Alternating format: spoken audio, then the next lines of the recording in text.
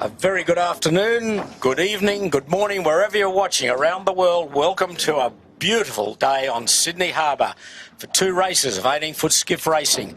A sparkling summer's day with a lovely light east-northeasterly breeze will greet the fleet.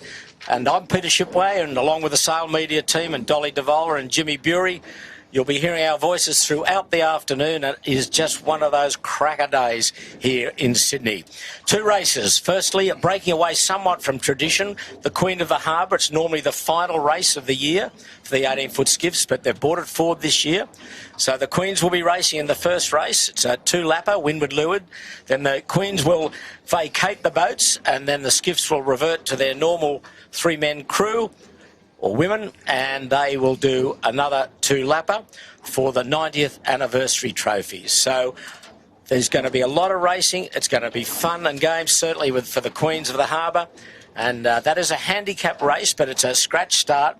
Handicaps will be calculated after the boats finish, and we'll bring that to you as quick as we can after the whole fleet have finished and hopefully before the second race starts. So it's been a big weekend for the 18s. We had the sprint series on Friday, and then yesterday we had the marathon race all around the harbour, and today two more races. So to get an overview of the conditions and his thoughts, good afternoon, Dolly, for the first time today. Good afternoon, shippers. Good afternoon, viewers. Stunning day on Sydney Harbour. Sun is shining. It's pretty warm out here on the Camera Cat today.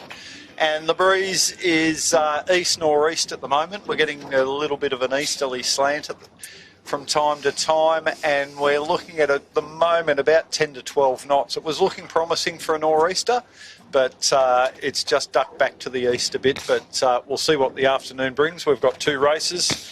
We've got a pretty big 1.8 metre tide going out, so that'll have a fair bit of influence. I'd say when they're going up the harbour, they'll be looking at staying out towards the middle, sailing the shifts, but trying to use that tide to their advantage, because that's a lot of water moving out, Pete. Thank you, Dole. Well, Jimmy Bury, tell us where we are on the harbour for all those that know the harbour well, and give us a location of the course. So good afternoon to you. Good afternoon, Pete. Good afternoon to the viewers. Yeah, our start line today is down just to the east of Clark Island, and our top mark is located sort of off Nelson Park, just the clearance marker off Nelson Park there. So that will be our racecourse area for today. So it's nice, short and sharp, so it should be some good close racing. There's the committee boat looking back towards a beautiful Sydney Harbour Bridge and Clark Island and Garden Island in the foreground. So we've got 17 skiffs that will face the starter. We've got the team from Victoria, the Vic team, they're racing and getting in some practice for the JJs, I'm sure. And they've raced over the weekend, so it's great to have them in the fleet.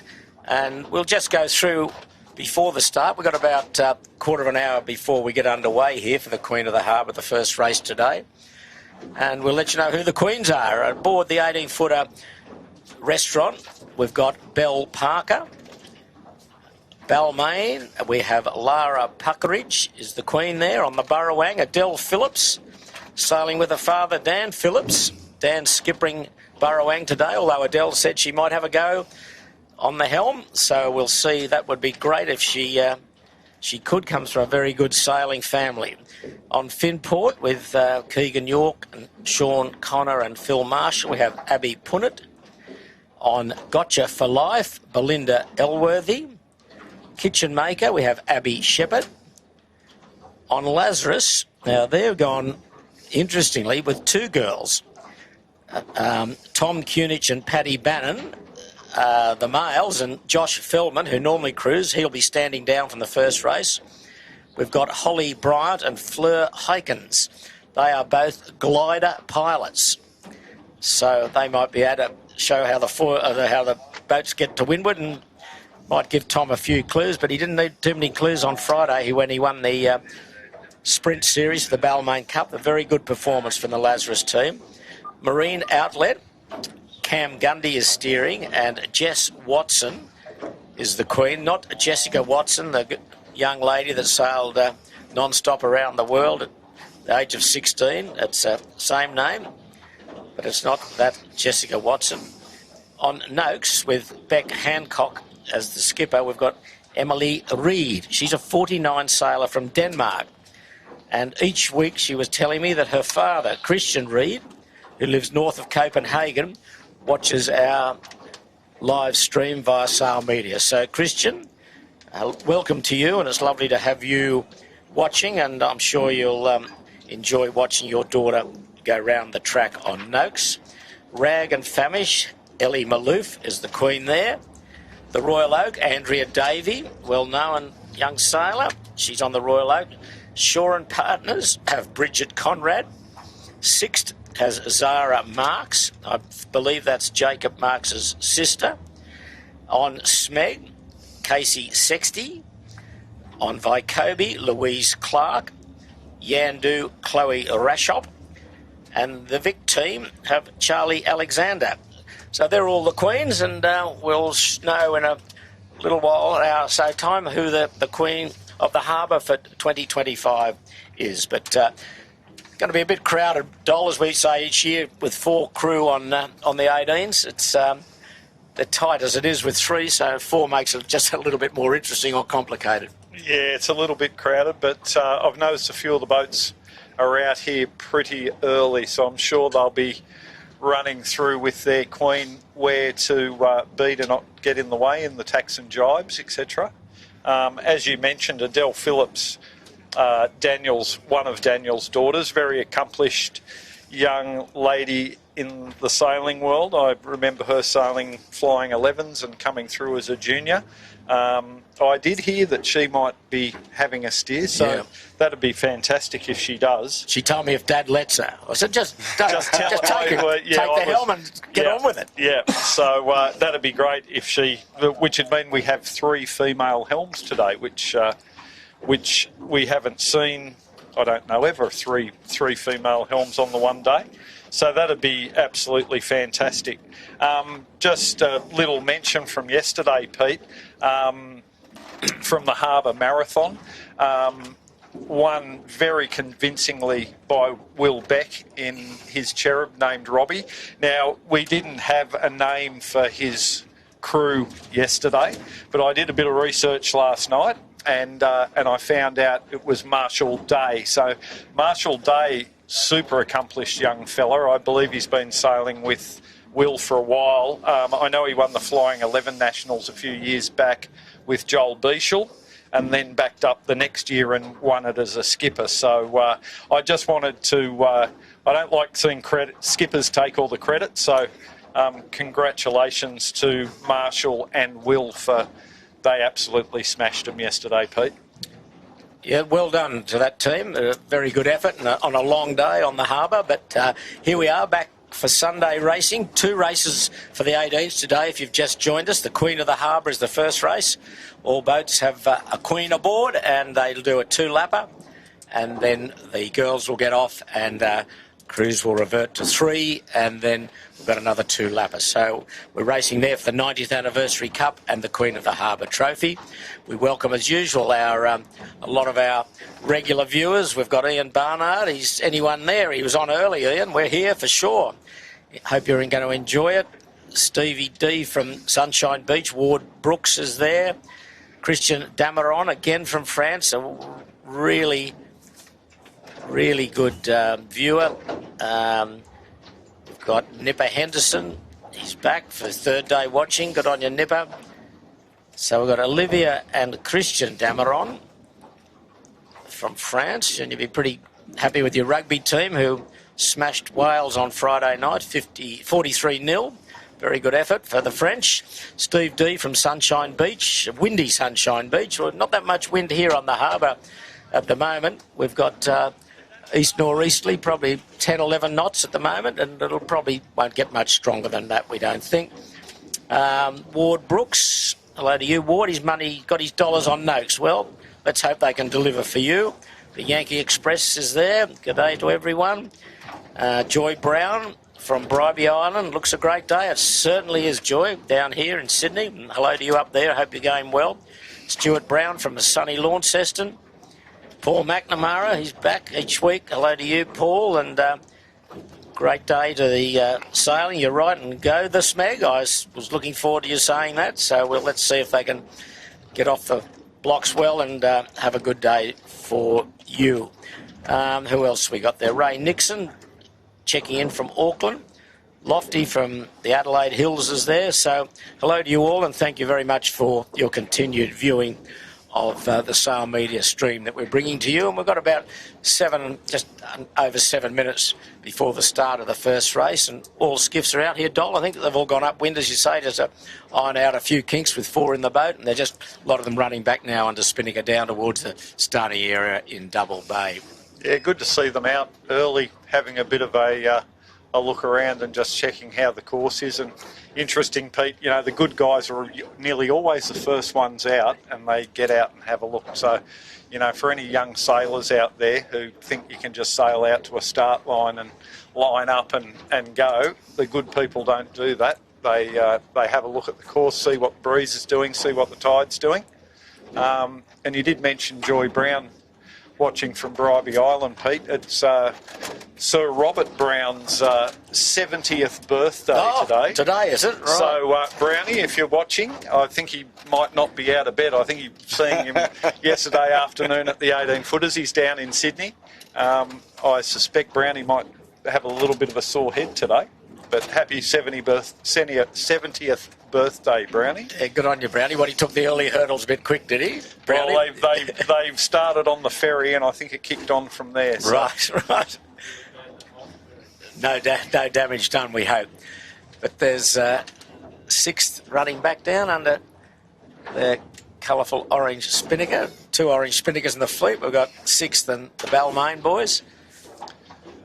6 sailed a very, very good marathon yesterday. They just dropped back a little bit towards the end of the race, but for 3/4 of the race they were either leading or in 2nd or 3rd place. They sailed exceptionally well yesterday, and today's conditions aren't too much different, so hopefully they can back up off that confidence yesterday and finish in the top 6, Pete.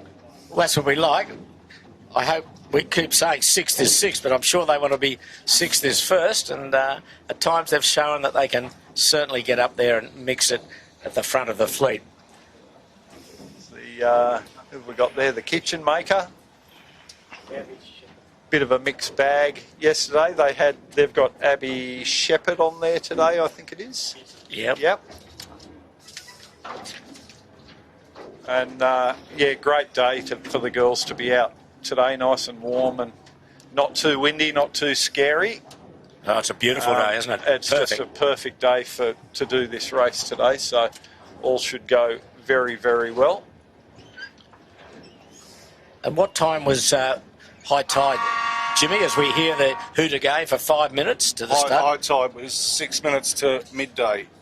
Oh, okay, so we're into a pretty high flow here, as you said, Dolly, aren't we? Yeah. By the time we and a big 1.8, so going out. Quite a bit of moving water today, but not a lot of breeze, so it shouldn't chop up too bad.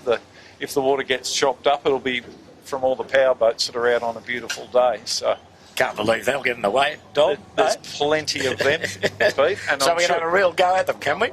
And I'm sure we'll see the captain cook at some stage too. Yeah, he's a magnet. He likes the 18s. So that's the scene of Clark Island there. Let's see the other end of the start line, and the boat's just coming back now, dropping their spinnakers. There's one boat still a fair way upwind, but he's got about 4 minutes. He should get back.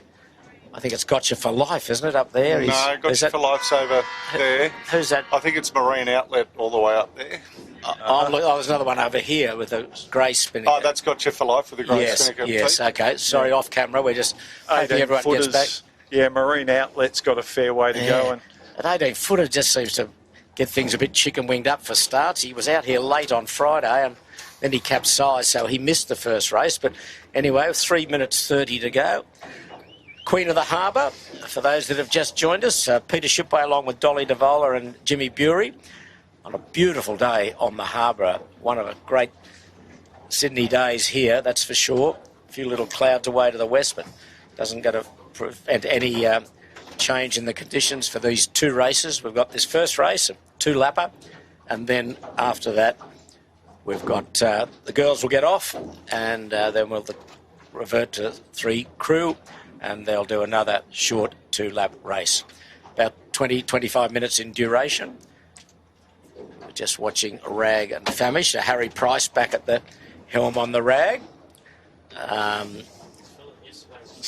Same again, Harry, just doing a little timed run up to the start there. Yep. Just another thing off the checklist. So a little timed run, time on distance, and now he'll jibe around and go back to the position where he thinks he can get that timed run perfectly, just to shape up and come into the start line. So we've got Yandu racing. Tom Needham, he'll be steering the boat between now and into the Giltons. And today Lewis breaks away overseas, and Pete Nicholson comes in with Fang Warren, and Chloe Rashop is the queen on board there. So that's a pretty formidable team. There's Finport, Keegan York. Another notable change I saw was one of the very good young 16 sailors from Manly, James Luera Fernandez, is in the middle on Gotcha for Life with Will Dargaville and Cade Morgan. Okay, so a few crew changes for today. A few people still away or doing other regattas, but as we get close to the JJ Giltons, I'm sure the crews for that big series will start to get onto their boats so they can get some good practice in for the big series. So they're only 1:10 to go, and they're starting to line up. They're holding back a little. No black flag, so we should be away if everyone behaves themselves. Queen of the Harbour race, they might get a little bit of leeway from starter Hugh Lester, but he is a hard man. Are you allowed to swear? Are the crew's allowed to swear with the lovely ladies on board? I think at the briefing they were told to be on their best behaviour, Shippo, so we'll see how that pans out. That can be tough for a few 18-footer sailors. We should have a microphone on, but anyway, they're lining up now, just over 30 seconds to go. Lovely day, northeasterly breeze, probably 10 knots, 11 knots at times. All on big sails. And here we go, 25 seconds. Queen of the Harbour for 2025. Smeg up closest to the committee boat with Marine Outlet just behind him. They're starting to get a bit towy. 10 seconds. Oh, few have got the pedal down. Lazarus right down to leeward. Which is interesting. Normally a committee boat, man. Oh, we're away. Are we going to let them go? One horn. Which flag's going up? Individual. I think 6 got a jump there. If you would. I suspect it might have been more than one Yes, boat, I think too, but we'll see how that plays out. But at the moment, it's 6 jumped away with Finport looking nicely positioned just up on his weather hip. Smeg handy up to windward. Yandu got boxed in and missed it badly. So did Burrowang, Royal Oak. They've all bailed out onto port, but we're away on the first beat. Oh, nice right-hander here. Some of this fleet. Marine Outlet, very high on starboard doll, aren't they? Yeah, that's that little bit of east that I was talking about before, but I've noticed that the further you get across the harbour, it does tack back to the other way. So a few boats pretty high on port off Bradley's Head. So I suspect they'll keep legging out this way and until they get headed. Well, we just went off camera close to the Burrowang, and Adele Phillips is steering. How good's that? Fantastic. And further right you get some nice right-hand shifts. So we're looking at the group that we're sort of towards the committee boat end. Smeg, there's Smeg. She's probably the leader at this early juncture. Marine Outlet with a broken boom vang there. Something's Pete. wrong with it. Yeah, the boom vang's come off the boom Oh, dear. attachment end. Crew in there trying to sort it out. Yeah, That's them on screen there now. They've had some dramas, the old Marine Outlet this season, but the leaders are away. There's a bit more breeze as they get a bit up towards the Bradley's Head area. Don't forget, all boats with 4 crew on board. The Queen of the Harbour. Some have got 2 queens aboard. So bottom of screen there is Lazarus, who started at the pin end. They look quite advanced in that shot, but they're actually not, because the boats, you can see to windward on Really a very lifting high off. slant. Yeah. Yeah, it's really east northeast here. Lazarus have got 2 girls and 2 boys aboard, so if they're going to enjoy a day, today is the day. It's perfect conditions. Except for this slop, Pete. Look at this powerboat slop that we've got here. The boats are jiggling around, Yeah. not really enjoying that rough water. But Smeg's got their act together here. They're really smoking along just above the Rag and Famish. These would be the 2 leaders, and just to lure to them, popping out there is Finport. Oh, Smeg just hit a bit of a wobbly spot. Yeah, I was kind of wondering if they'd be able to live above Rag and Famish there. I thought Rag had put the squeeze on them and they'd have to tack out, but they're doing really well. Well, it just parked it for a second there. Yeah, as you said, bumpy water, not much wind, and both Rag and Smeg suffered a little bit there. Well, Finport got a bit of a jump. They got a bit of more gas a little further to leeward. And further down below them is 6th, handily placed. So we're away up the first beat of the Queen of the Harbour, 2 laps. Just to note, Shippo, no one went back for the individual recalls, so Right. Can we find out who it might have been? I'll So disappoint some fans of Early some on. boats. Don't keep them in suspense till the end. No. Well, yes, the Smeg and Rag and Famish just slowed down a little there, but it's Finport and probably 6th are the 2 leaders. Well, as I said, Pete, the further we get across, they're starting to head now, aren't they? Yeah. So, but that sort of plays right into the hands of Finport, Rag and Smeg, because they'll tack on this header. 6 should do well out of it as well. They'll tack on this header and then they'll be high on port tack. They'll probably go close to laying the top mark from there. See how they go once they tack. Keegan's got the advantage, that, and as will Rag and Smeg. They'll clear Bradley's Head and they'll be able to pick a ley line and probably get to this top mark in one go. They're actually not far off a ley line now, I would have thought. Now that's Bradley's Head in the background, and a big grouper in there, and 6th is percolating. She's been doing very well. Yeah, we mentioned they sailed exceptionally well yesterday, so hopefully they can keep that form going today. And their girl Zara Marks, who I suspect, being a Mark, she's probably a sailor as well. So Anyway, they're right in the groove, and that's why we're looking at Finport. He's doing nicely too. Keegan York, and his queen is Abby Punnett, with Sean Connor and Phil Marshall. So they're just starting to bail out now, the 6th. So Finport would lead. Or is it boats come up to the right, going to trouble them? I don't think so. They'll be across all those. So, yeah, they're the leading group. Balmain's there as well.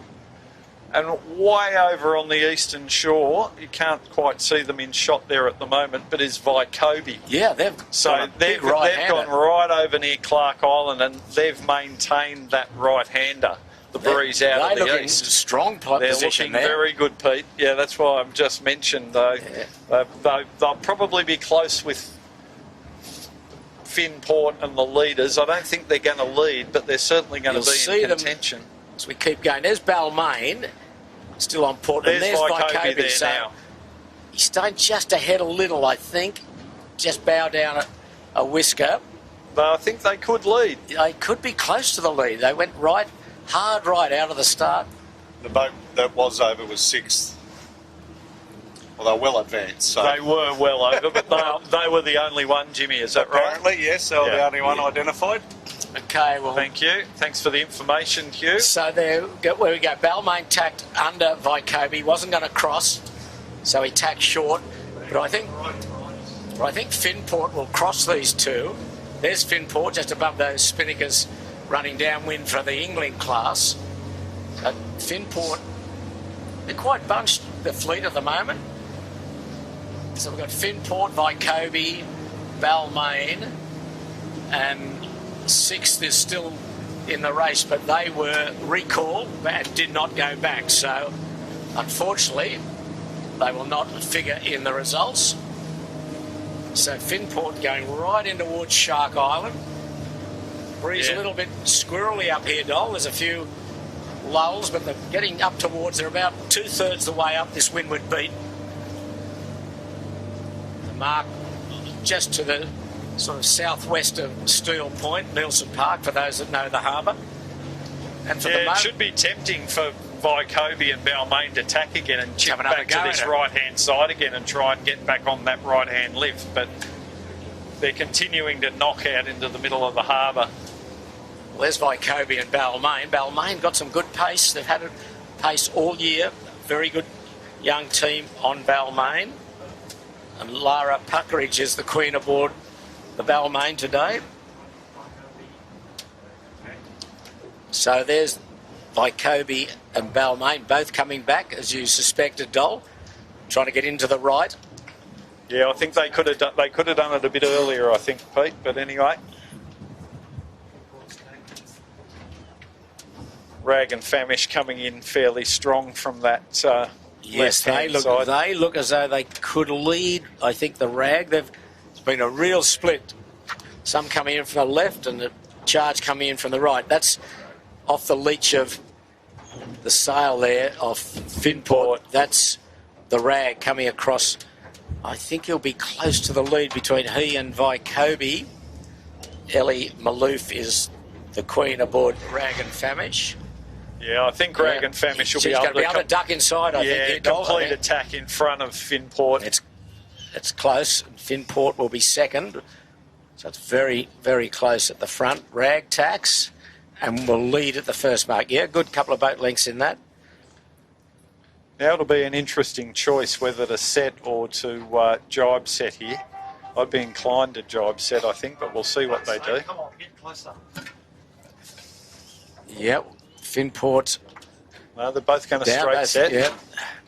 So they first and second, Rag and Finport. Third will be the Smeg. Okay, they've made a good recovery, or they were up early. Balmain will be Balmain just inside them, yeah. It's Balmain third, Smeg fourth, Vycobi fifth, and then a little gap then. They're all running away on starboard jibe, the 2 leaders into Taylor's Bay. Balmain next around, Windward hoist. To leeward is Smeg, a good hoist. Vycobi still to hoist. That's those 3 there in picture.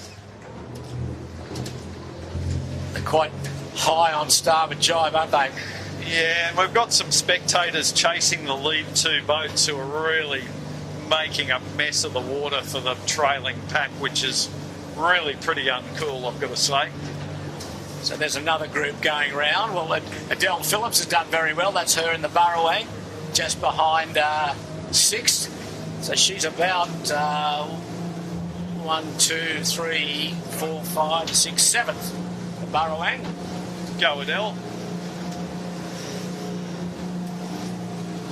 Hopefully she's been pretty hard on Dan, giving him a bit of stick. So Rag was the first to jibe. A wobbly old jibe on the Finport. A lot of people getting in the way, I'd say, with 4 in the boat. Oh, the Rag's got a good jump here. Balmain's jibed also.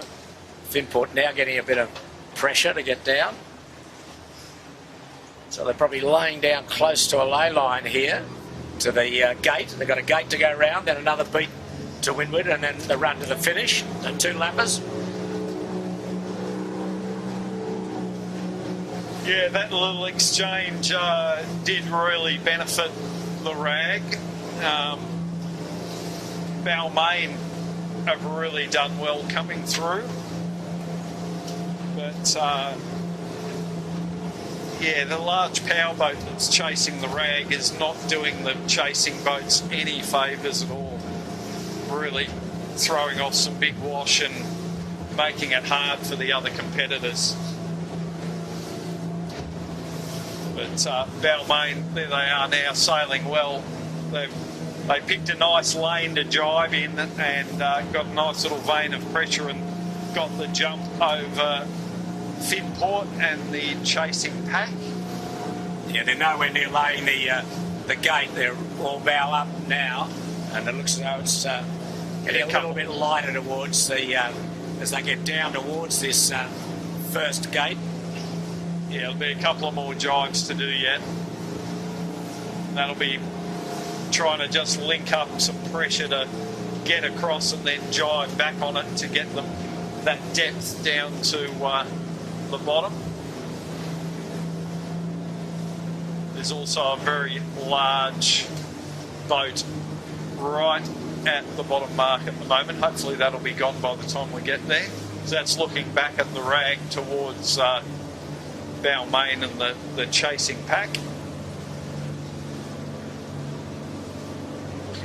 Very nice and comfortable there, but Balmain is pulling distance out of the rag. They're on the charge. They are really moving well. They picked up a nice little vein of pressure. They've brought that right up. There's only probably 50 metres between the rag and Balmain.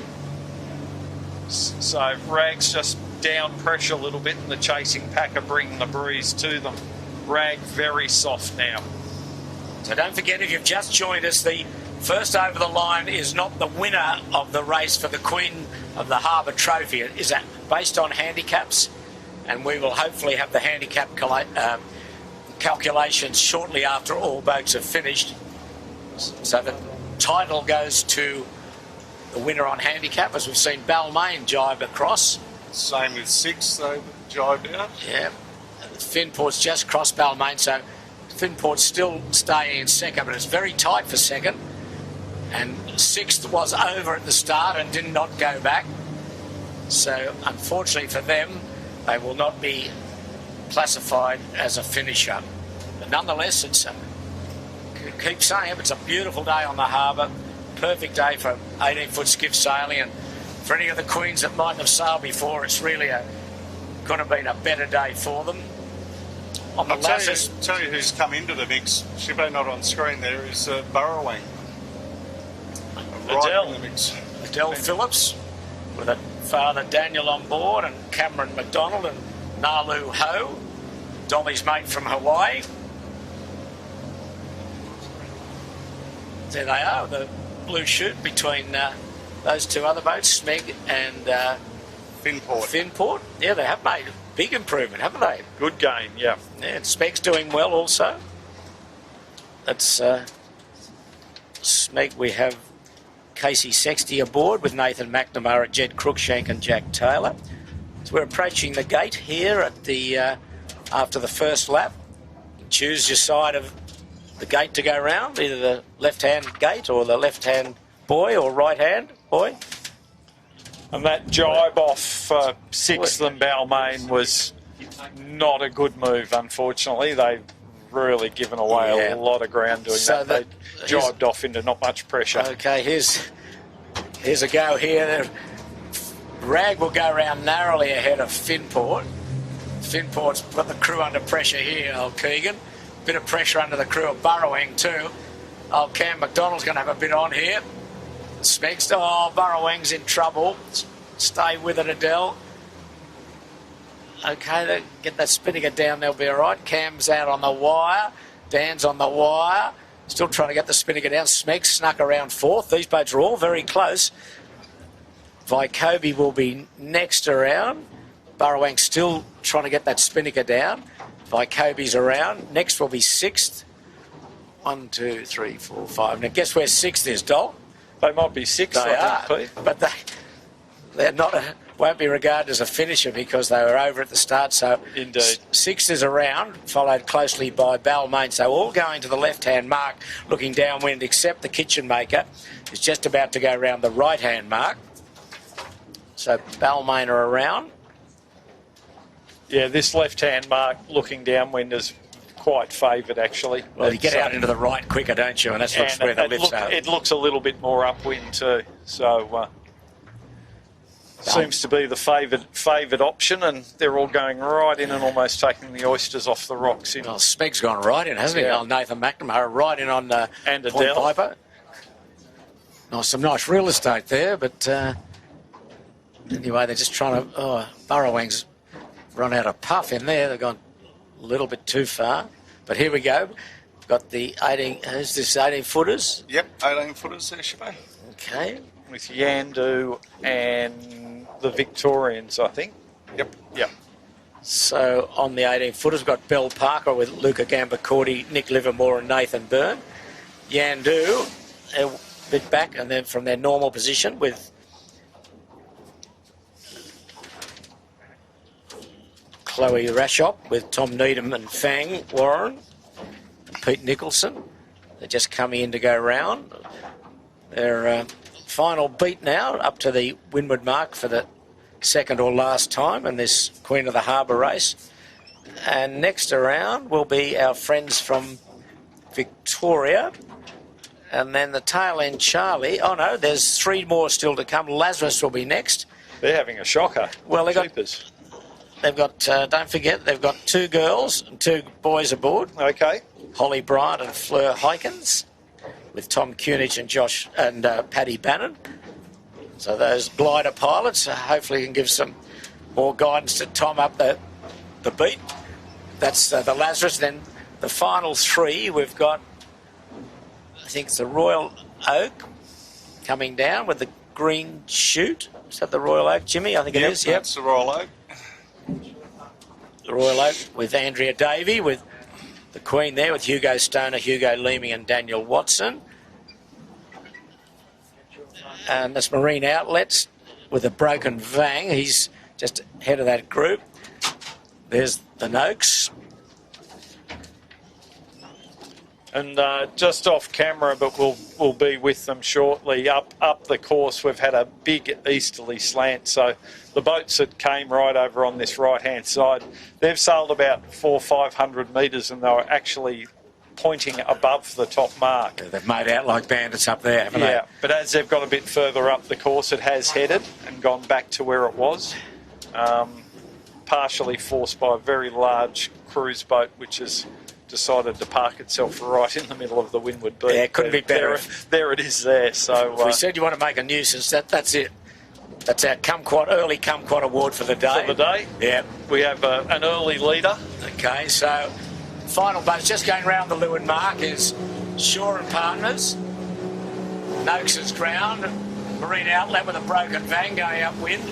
They're the tail end Charlies, but 18-footers there to Leeward and Yandu to Windward. Yeah, it's quite a split breeze, isn't it, Dol? The further right you get, you can really get some hike in the starboard lift. Yeah, there's some big east on the right-hand side of the harbour. And just hasn't got to the left, has it? Yeah.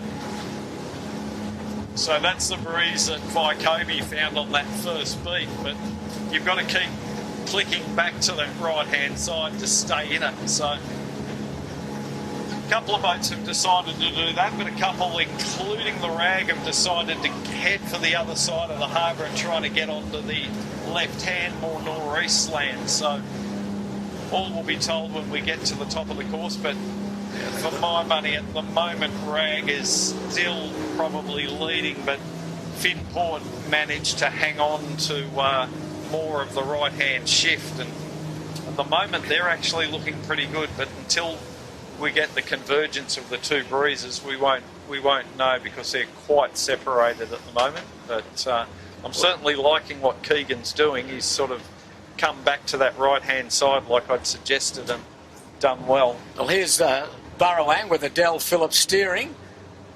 The dad on the wire. Dan in the middle there. Cam McDonald with the orange hat on.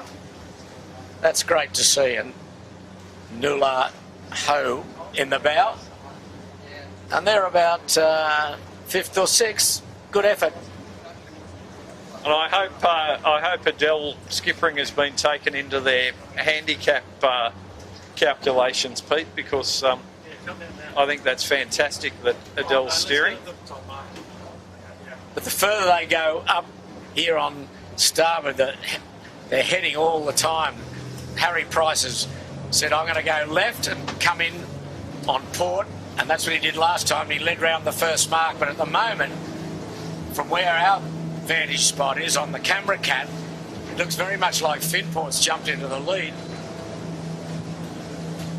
Yeah, well, he will get over to that left-hand side and get the same header to tack on as Harry will. So he could lead him in, I think. I think he will. Yeah. Smeg's probably third.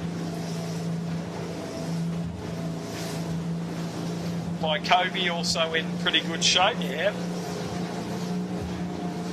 But they're not far off attack, I don't think. There goes Finport now. Harry Price has just tacked.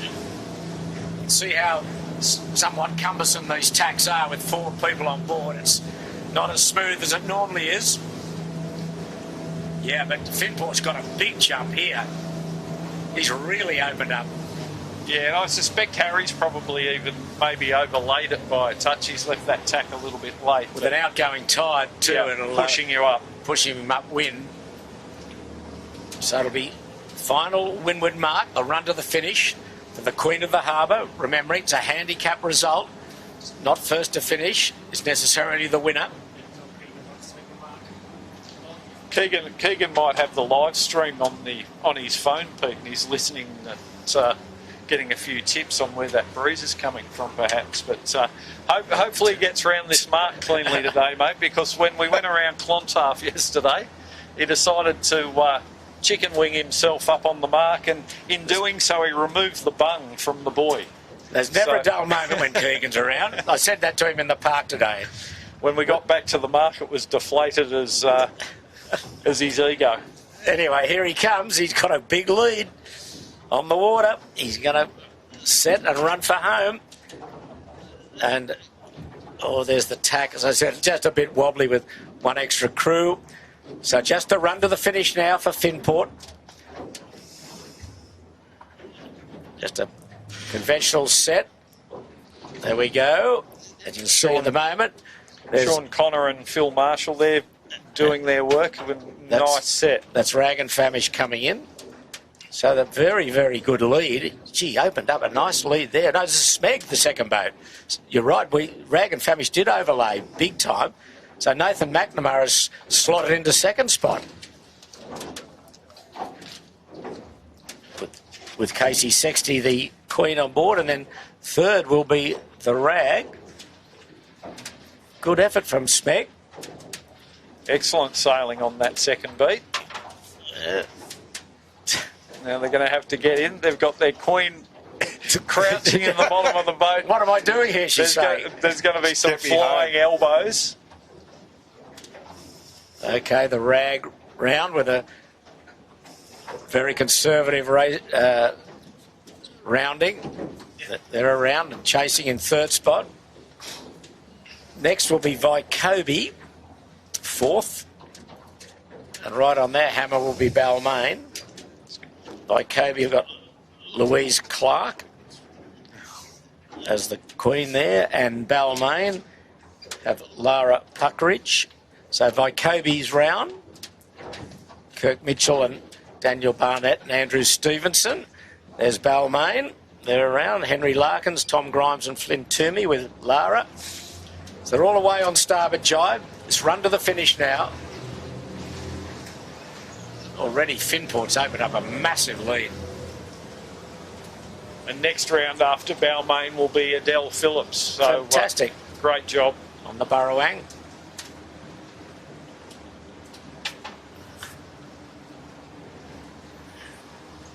Yeah, the breeze hasn't booted much at all. It's still around about 10 knots. Lovely, perfect conditions. So, remembering, we've got another race after this. The Queens will get off the boats and be ferried ashore. And we'll be back for normal racing for another short race. So probably a well-earned champagne and waiting for them, I think, Pete. Yeah, they would have had a great experience, whether you're a sailing girl or not. It's been a lovely day out here. So that's the fleet running down to the finish. That's Burrawang. Following Burrawang is 6th, then the Kitchen Maker. Then a fair way back comes Yandu. They're not around the weather mark yet. Kitchen Maker just gone round, but it's Burrawang and Balmain.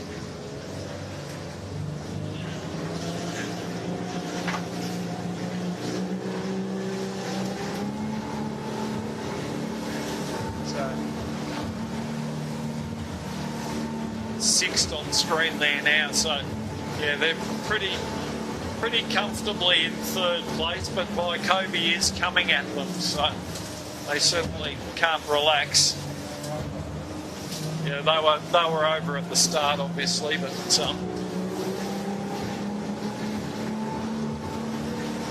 got that little jump.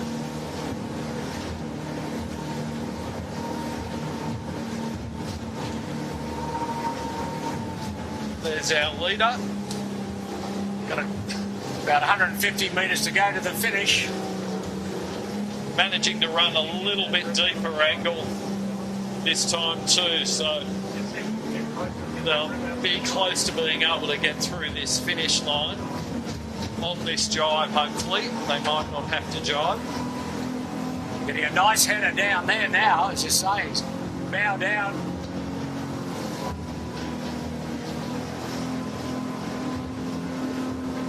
Absolutely blitzed them in a great performance up that second beat. Keegan York and his team, full wing now, laying down into the finishing line.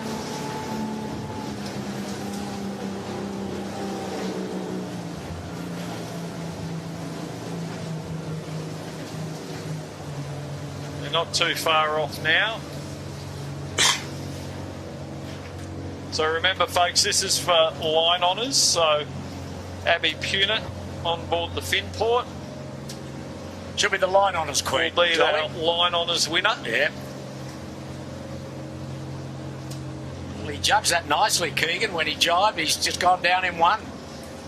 Because the breeze is a little bit more right as you get further towards Point Piper Double Bay area. Point Piper top of screen there, but that's a fantastic win to Finport. He absolutely blitzed them up the second beat, and second place will be Smeg at the moment. They're holding off the fast finishing Rag and Famish, but Finport's across in first spot.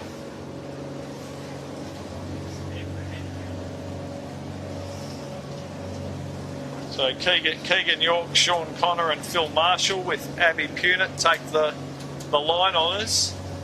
I think what we're seeing now with Smeg is they're probably not going to make it to this finish. They're going to have to drop the kite.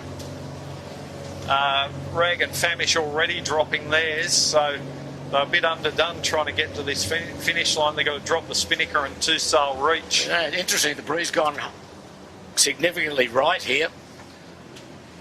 So Smeg have dropped, as you say, coming in main and jib. They've got about 60 metres to go to the finish.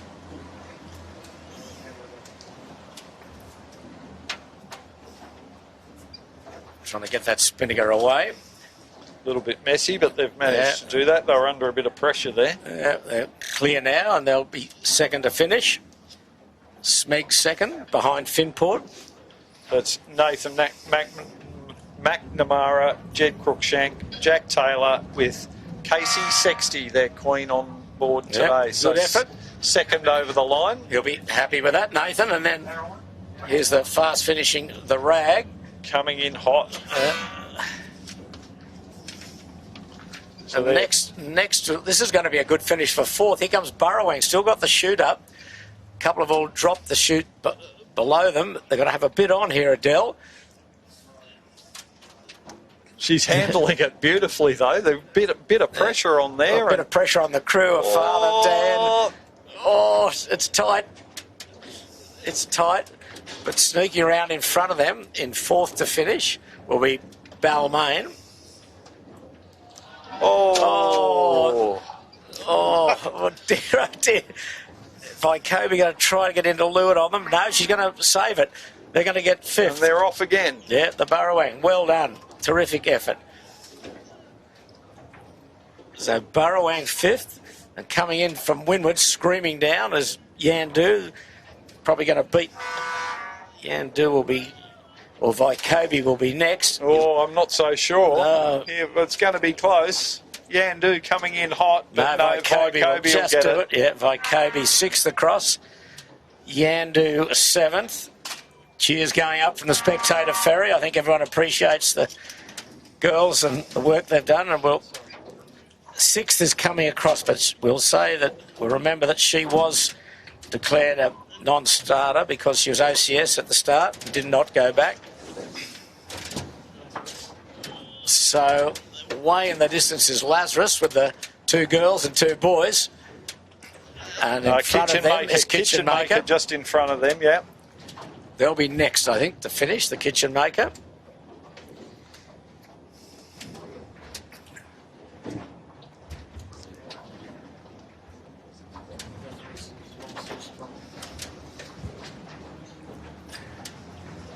So they all left that job too late, didn't they? Yeah, really, like you said, Pete, bit of a shift in the breeze to the east there, and they just misjudged that a bit. That shift was there when they came around and went to Windward, so they could have taken that into account. But Kitchen Maker just 2 sailing in nice and easy.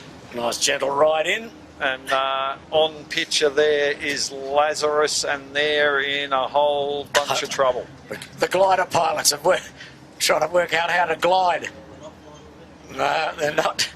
They're making heavy weather of that. So they've got that kite wrapped around pretty much everything by the looks of it. So Kitchen Maker across in 8th spot. Then next will be, well, it would have been Lazarus, but they've got all sorts of trouble. But it'll be Gotcha for Life, I think. No, that's the Victorians. Oh, Victorians. Yep. These different spinners, that's right. Team Victoria. That's the team of Scotty Cunningham, Dave Cunningham and Brodie Riley. Charlie Alexander is the queen aboard there.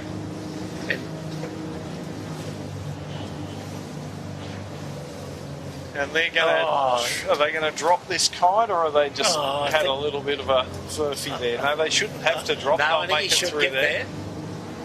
Meanwhile, the fast finishing behind them is also the 18-footers bar and restaurant.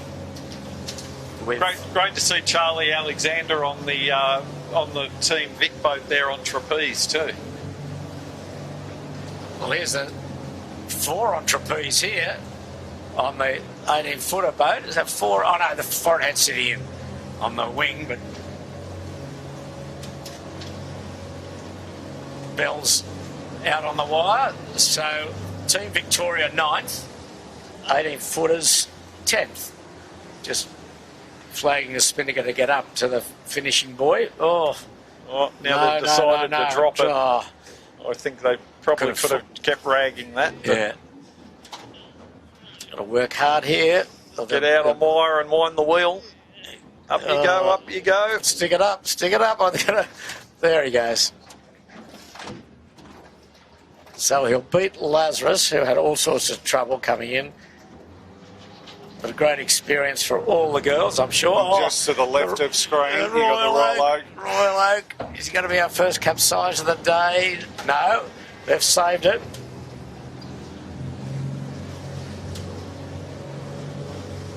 So Royal Oak will be 12th, behind Lazarus 11. Just tidying up that spinnaker so they can get through the finish. Next in, who we got next? Shore Partners with a red shoe. 2 girls on there, obviously, Pete. So that's Bridget Conrad is their queen today. And obviously Emma, our regular female, our happy skipper. And they're going to keep pushing with this kite. It looks like Bridget steering also. Fantastic. Look at that. Straight into the finishing line.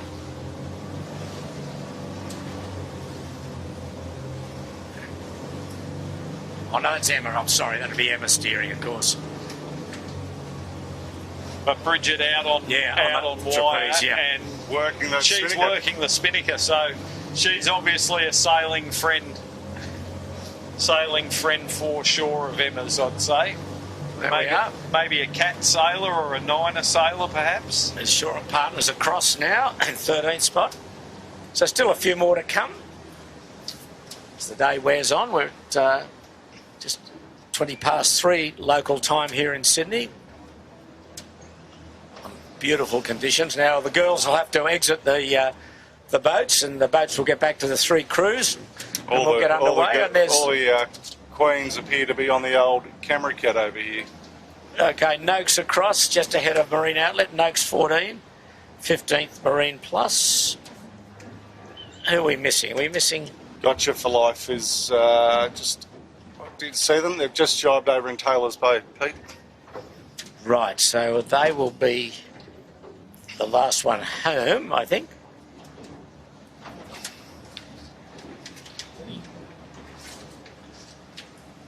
I know you wear glasses, Jimmy, but they must be binoculars. You've got the best eyesight of anyone I know. Problem is, they'll give me something this close to read, and I'm And you like... can't read that close, but you can see a boat on the other side of the harbour a mile away and tell who it is. It's a sixth sense of knowing where things are, Dol. Yes, you're sensei, Jimmy. So I'm thinking. Well, now we don't know the handicaps. No. But I'm thinking that maybe Smeg would be in the running, and I'd certainly love to see Burrowang with seeing Adele steered the boat all the way around the course. I'd like to think they'd be in contention. probably the 18-footers too. They had a good race today. So we'll wait with bated breath, as they say, with great excitement to see who is the 2025 Queen of the Harbour for the 18-footers. It's a handicap result we're waiting for, and we just wait. We get official times from Hugh Lester. Well, I know it's a hard habit to break, Pete, because you and I have been around Sydney Harbour for a while, and as long as I could remember, it's been the Queen of the Harbour, but it's been changed to the Queen of the Waves. Right, okay. Yeah, and both my wife and my daughter asked me about that this morning. They said, "Isn't it the Queen of the Harbour?" And I said, "Well, not anymore. It's the Queen of the Waves." Right. So when it's City Flying Squadron, it's Queen of the Harbour. When it's here at Double Bay, Queen of the Waves. Oh, I knew you'd know, Jimmy. So it's a sort of some bloke I know tells me all this sort of info. The John Stanley. advertising gurus have got a hold of it, have they? Oh, something like that. Yeah. They formed a committee, Yeah. Had another threw committee the meeting. options around, Yeah. put it to a vote. So it's Queen of the Waves. Queen of the Right, Waves, okay. mate. Well, we know that now, and then we're waiting for Gotcha for Life to finish. She will be the final finisher at 16th spot. There were 17 boats contested, and of course, 6th was an OCS. She was over at the start, and the breezes looks a bit lighter here now again, Dolly, doesn't it? Yeah, and I think we're going to see that same sort of shifty upwind again. So it's going to be tricky. Yeah, good test too, I think. Good So- big sail test. Certainly is. You know, it goes to what I was saying in that pre-start too, that the top boats sailed up the course before that race, had a good look around, see what the breeze was doing. And interestingly, those boats that went up and had a look were the boats that ended up at the front of the fleet. So But Finport really put some gas on that second beat. He went a little bit to the right, then went up the middle, whereas Rag and Famish went to the left, and boy, Keegan put some time on. yeah, there was a big right-hand easterly shift coming out of Rose Bay, and those who managed to keep to the right really managed to cash in on that. So the place you don't want to be when you get that split breeze is in the middle. So you've really got to commit to one side or the other. So a little bit more of a northeast slant on the western shore and an easterly slant on the eastern shore. We'll see if that prevails for this next race. I'm just looking at Team Victoria. They're just moseying around upwind of the start line, and looks like they've got that right-hand breeze where they are right now. So we might see more of the same. Once again, there's some rather large charter boats occupying the middle of the harbour, ready to get in the way. A few more heading up that way. But the harbour is for everyone. We don't own it. But, geez, sometimes they make it hard. Got a few more viewers there, have we, Pete? Yes, we've got very perceptive from Ian Barnard. He says, Elizabeth, she was the queen of the waves, was always waving. So, yes, so thank you, Ian, for that very informative information. And Olivia Dameron, he's asked the question, I know the answer, but I'll defer to you, Dolly, that can we say the JJs are a series of their own so boats can start with fresh sails? So that's not the case, is it? But you know the No, the boats are limited to the number of sails that they're allowed to have in a season.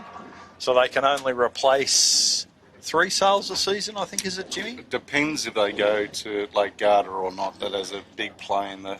Yeah. I think it's 3 or 4. I think you get 4 if you go to Garda. Garda, by memory. Or Europe.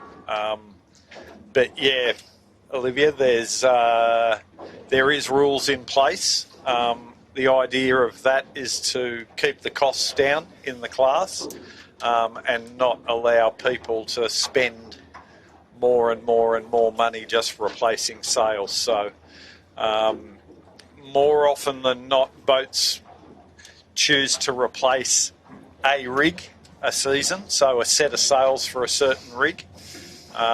So if they do their big rig this year, then next year they'll opt to do their small rig. So that can vary because sometimes they might wear out spinnakers more or headsails more, but yeah, generally speaking, mainsails last the longest out of the 3 sails. So they sort of weigh it up. But yeah, no, I'm afraid that they can't just buy all new sails for the JJs. And they have a sail registration date, which is early in the season. So that's the answer to that, Olivia. So I hope that clears that up. So while we're talking about the JJs, which are coming up in March, has the final boat finished yet, Jimmy? You have? Just okay, has, so yeah. I was just doing some homework here, but okay, so... Oh, sorry. You're right, mate. There we go. JJ's coming up 7th of March. They commence with the invitation race on Friday the 7th of March. But I'll give you a bit more detail about that shortly and what's coming up between now and then. Hello from Joshua Ponton. Hello to you, Dolly, he says. Hello, Josh. One of the fine young 16-foot skiff sailors who's also done a bit of 18 sailing. Wouldn't be surprised if he's saying hello from Mount Panorama. Well, they've got some 12-hour race on up there, haven't they? Indeed, yeah. Indeed. If he's not there, why aren't you there, Josh?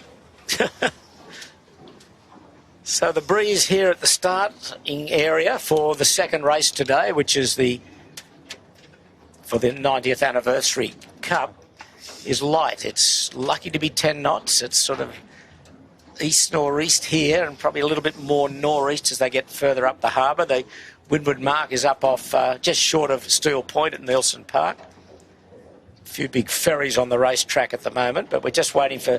Got the AP flag up. You can see that, the red and white flag on the pennant on the stern of the committee boat. Just waiting for the girls to depart, the Queens to depart the 18-footers, so the 3 crew back in harness, and we'll get this race underway shortly. I would think the PRO Hugh Lester running a pretty good operation.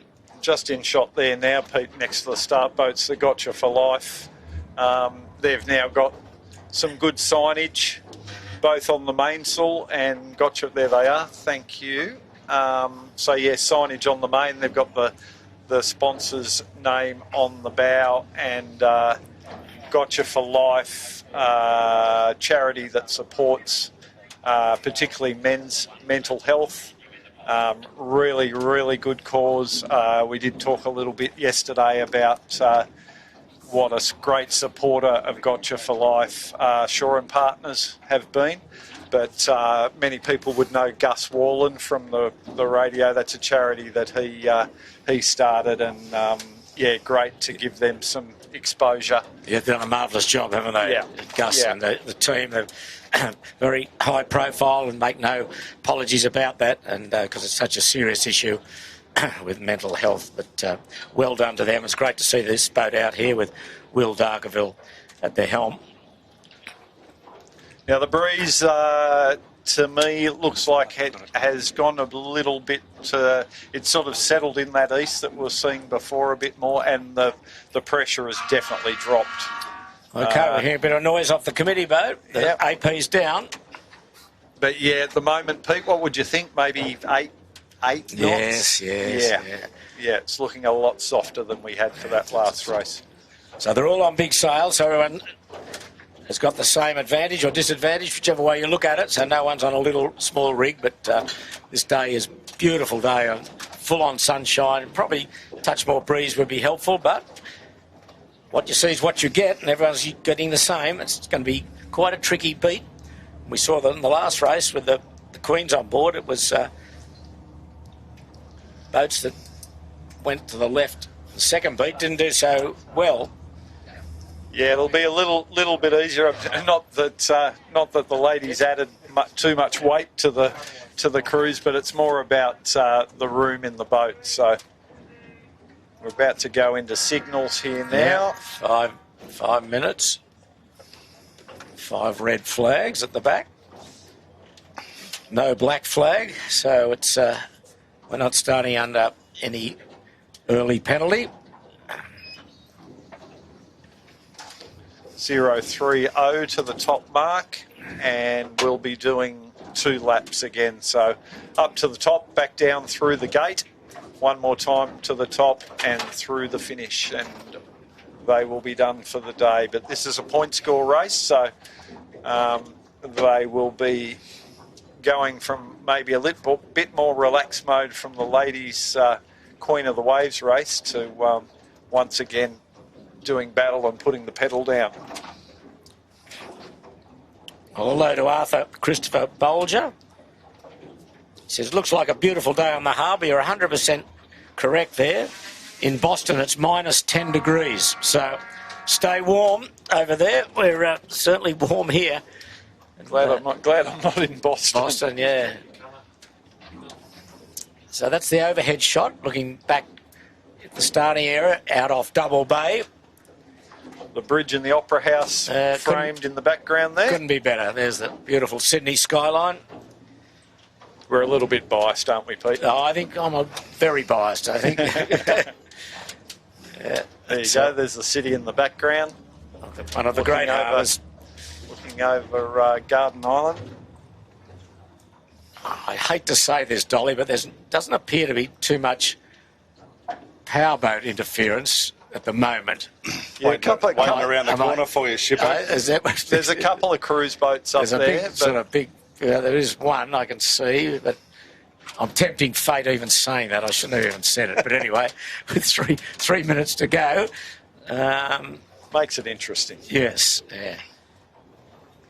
Yeah, 3 minutes to go. Most of the boats are already lined up on starboard, so we'll have a little bit of time to wash off here still. Will we try and take a little shortener to the right after the start to try and get into that easterly pressure? Because it looks good pressure rolling around Point Piper now. Yeah, very patchy to get there, though. Yeah. Very patchy. Hard to get there, yeah. It'll be interesting to see, because I'm sure a few people that may not get the ideal start will get bounced out. Like last time, they'll have to tack out. But a couple of them actually, by being forced to tack, actually benefited from getting that way. Yeah, bounced out to the right-hand side. Okay, coming up to just over 2 minutes to go of this 2-lap race for the 90th Anniversary Cup. So start boat in the right-hand side of your picture there. So anyone going down towards the leeward end at this stage? A bit early yet, perhaps, with the 2 minutes to go. Yeah, 2 minutes to go. As always, Lazarus love the boat end. They really love to try and win that boat end. And he does a pretty good job of it too. He does, but he's got a little bit of time to wash off at the moment. He's up here again. Yeah, and fairly well advanced. It is fairly light breeze here though at the moment, so he should be able to do it. But yeah, certainly has time to kill. So everyone really up at this committee boat end and down to the halfway down the line. No one really driving for that pin by any means. You can see the furthest to leeward down there is who is that? I think it might be Noakes. Oh no, Shore and Partners. Okay, Yandu's starting to get motoring down there. Burrowing's trying to get down there a little. Yeah, Yandu's probably going to be the most leeward boat. Yeah, you can see Finport behind. They're sailing behind the fleet, just trying to find a spot to come around and hook into. Just trying to find a clear lane, and what he's done is he's hooked right in behind Rag and Famish, and I think he might be looking to give Harry a little bit of aria. Bit of a how's your father here. Yeah. Lazarus again's trying to claim this boat. Yeah, but he's been shut out. He's been shut out by Kobe, and Smeg also's up there. Rag and Famish has got to bail out. He's going to be caught in the middle behind a few with 30 seconds to go. They're a bit early up at this weather end. Leeward end looks okay. The Rag's going to find a hole to get in there. Oh. Team Vic has done really well shutting these guys out at the boat end. Yeah, Lazarus has been shut out. Vykovi's going to be shut out. Kitchen Makers, Royal Oak, they're all shut out up here at the weather end. Lazarus is going to miss it here. 5 seconds to go. Oh, Noakes in a bit of trouble in the middle. Okay, we're away. Balmain got the jump there, a ripper. All clear, no recall. So we're on our way up the first beat of this two-lapper in an east-northeasterly breeze of about 8 to 9 knots. The other boat in a good lane there is Sixt and Finport. Rag and Famish just a little bit spat out the back there. Hopefully they can live in there, but if Balmain advance anymore, they're going to be in trouble. Real trouble. And the other boat doing well further down the line is Yandu. Yeah, they shot out of a gun down there, Yandu. So they lead that leeward pack. They're just starting to head the whole fleet as they're getting up off the start line. Balmain and Rag and Famish have really hit a soft spot. And of the group that started up near the committee boat and got shunted out, Vykovi's almost last. Lazarus is about third last. Kitchen Maker's way back as well. So they've got a really lot of work to do in this short course here. But it's it's Finport and Yandu have got the speed on. And down to leeward, Gotcha for life. Yes, he looks good. They're going through really getting through the water nicely. Good to see. Just to leeward of Yandu, who we've got our eyes on here. Don't forget skipper for Yandu, Tom Needham. Very talented young man, Tom Needham. Seems to be fitting well with the boys. So they're just trying to find their legs and get themselves ready for the JJs. Defending champions, new skipper aboard. So they've got a little bit of work to do, but great team they've put together. The more they're getting across here, the more they're heading, Pete. And when I look up course, there's still east further up the course. So there's a few that have gone right, but those that got clobbered at the start have really had to throw the dice, and that's what they've done. So we'll see how that works out. Well, the two that have tacked off and gone over to Potts Point is Lazarus and Team Victoria. And they were a long way behind, Jimmy. So they'll be looking for that great lift over there to try and get themselves back into the race. That's for sure. Of this group that have stayed on starboard, Finport will lead that group. So just pull there. And Rag has done well too. They got themselves out of a bit of a hole at the start, and they've got some real high starboard going on, as have Balmain. So there's Rag and Balmain in nice right-hand pressure.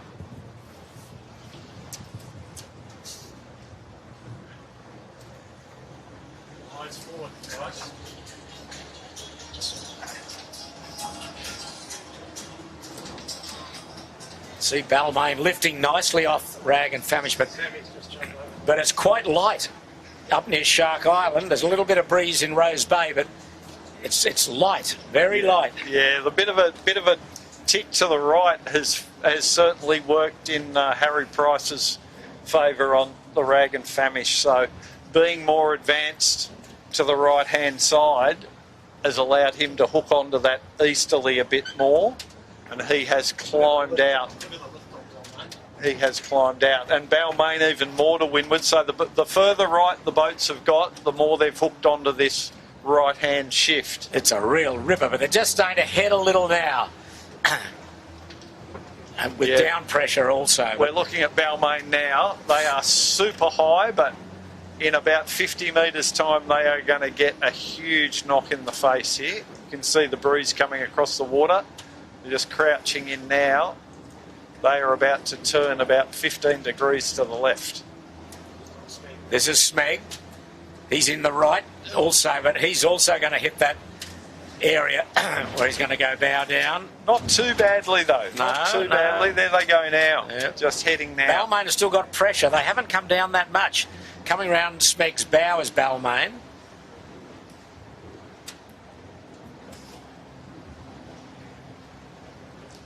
Yeah, this is going to be a really interesting transition between the boats here. The leading four are Finport, Rag and Famish, Balmain and Smeg. We don't really know the order yet. They're a fair distance apart. Smeg's the most right-hand of the pack, and he's just got good pressure and height again. Yeah, just hooked onto another nice little puff out of the right. And that's looking the opposite direction. So that's Finport in the foreground with Rag and Famish, then Balmain, then Smeg. They're all racked up, and now they're actually, the four boats are pretty much sailing in the same breeze direction. Surprisingly, the most leeward boat's probably the highest boat, Finport. Yeah, I think if Finport knock anymore, he'll be looking at tacking fairly soon. And looking up near the weather mark, there's a huge big party boat that's sort of plonked himself probably nicely on the course, I'd say. Might be on the Port Tack ley line. The mark's just under that crane up there on the south edge. Yeah. From our current location. So the course length was lengthened by 0.3 of a mile. I was going to say, it does look further up, Jimmy, yep. Okay, there's the four. From left, Smeg, Rag, Finport and Balmain. And coming into the picture would be Yandu. He's going to take the stern of Smeg by 2 or 3 boat lengths. Yeah, just about to see them come into shot. There they are. There they are. So they, the most leeward boat out of the start, and got good speed out of the start, but they got hurt by the boats that went a bit further to the right. The Rag and Finport have just tacked. And Balmain, what's he going to do? He'll be close to them. Yeah, and you don't want to take sterns, and just as I said that, he's tacked. So that means Finport lead at the moment. And there's better breeze now approaching the weather mark. Breeze up a little bit from what they had at the start, probably a knot or a little bit, probably about 9 knots. So it's a speed race here between Balmain, Rag and Famish and Finport, short of the ley line. What we will see here, Yandu's just tacked. I would have thought they would have come further. I was about to say what we could see here is Yandu be the first one to get to this eastern side of the harbour and pick up the right-hander again, but they opted to tack back. He's sort of gone to no man's land, hasn't he? Yeah, you don't want to be in the middle. You've got to commit to one side. And anyway, easy from here, I guess, but here are the 3 leaders. And pretty even. Or the 4 leaders, really. Smeg's in the mix. Yeah, 3 clearly in a group though, so Balmain looks quick today, and they've looked quick pretty much all year. They get a good start and they're right in it. they do like this breeze, and I've been saying for a little while since they've brought Tom Grimes on board, very smart young sailor. I think he has brought really good tactical guidance to the team, and probably, breeze reading. He's certainly been a good addition to the team this year.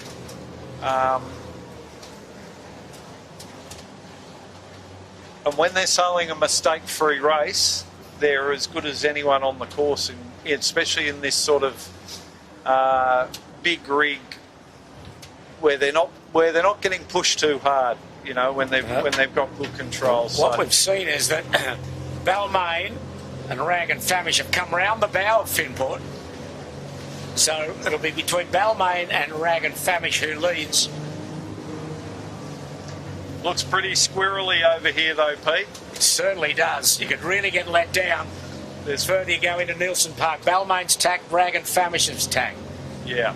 Not a great tack on the Rag, and Balmain attacked in bad waves and not much pressure. So Rag crosses Finport. Balmain are really bouncy off camera there. Very patchy over on this side. Yeah, you can see the overhead there. There's some big hollows in this wind.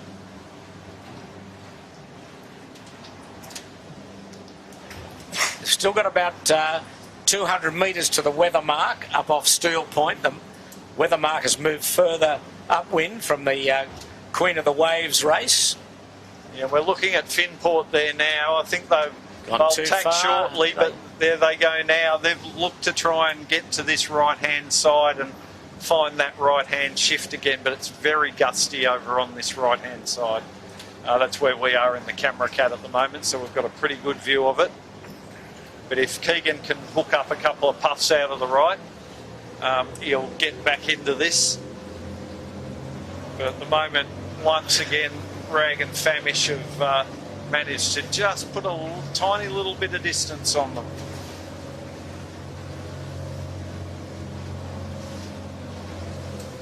Yeah, it looks like Rags could have extended here a little bit away from Balmain.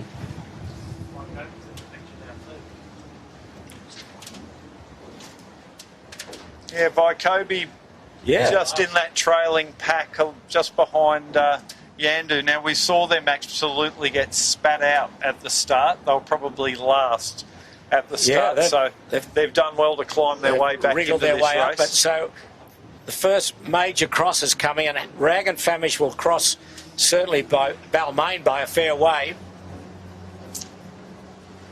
And where did Finport end up? That's the question. He went hard into the right under Steel Point.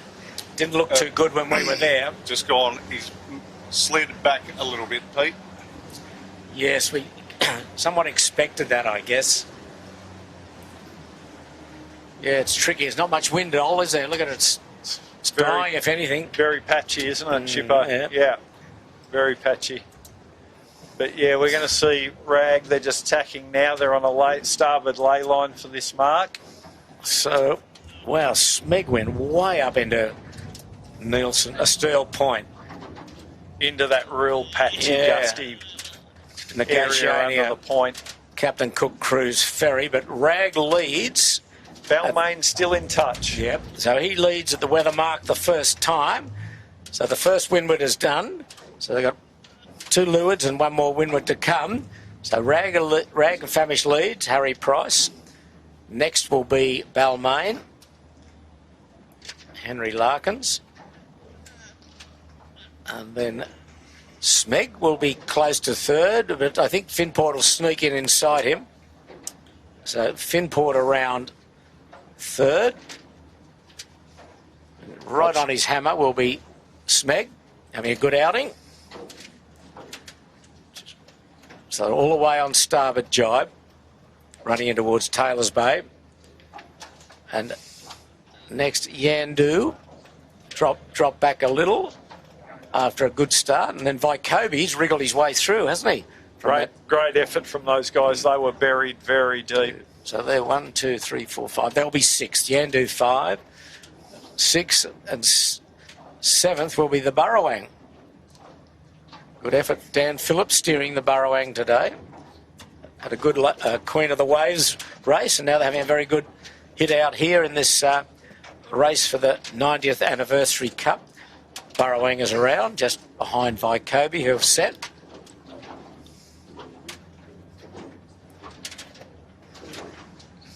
So then there's a fair gap to the next boat. Big Nalu from Hawaii. I tell you what, he can get that spinnaker up the mast pretty quick. He's a big fella. You can see how much the breeze has lifted these boats here.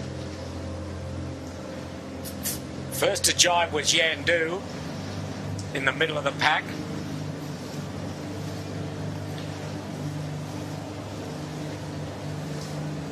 And the fairway back is 6th. He got buried up that beat somewhere. Look how high they got to go here on starboard, Dol. As Burrowang jibes away.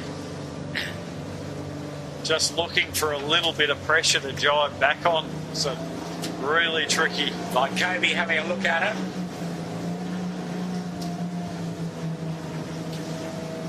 They've gone to about now where Rag and Famish jibe, so they're extending further than anyone at the moment. Yeah, they want to be careful though, Pete, because when you get back to that eastern side of the harbour, if they get that easterly slant again, here they go. It'll be a big header, and they might struggle to get to the gate. They're looking okay at the moment. There's some really bad waves there. But I think the further we get across, they'll get a bit of a right turn going. Yandu just dodging a laser. I think it's a laser. In the background, it's the leader, the Rag, with a white patch on the black spinnaker, and Yandu. No, who's that behind? Balmain. I'm sorry, Balmain. Yeah. There's Balmain with the orange kite. Yeah. So he's certainly in touch, the Balmain boys. And back behind us, the order is Lazarus, Team Victoria, Shore Partners, Kitchen Maker in 6th. Just going around the mark is Royal Oak, and then Noakes and Gotcha for Life.